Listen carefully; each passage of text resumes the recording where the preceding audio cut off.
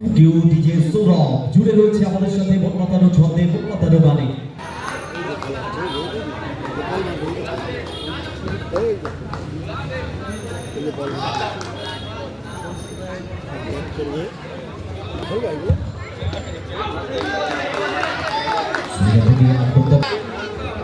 সতাম first বল থেকে dot ball once again send line তবে result হচ্ছে ডট বল তবে এবারে বাবু কোনো ভুল করেনি সরাসরি হাতের জন্য নগদ ক্যাশ প্রাইজ ৩০,০০০ টাকা এবং সুদৃশ্য রানার্স আপ ট্রফি। গভীর পরিবর্তন লাইনটা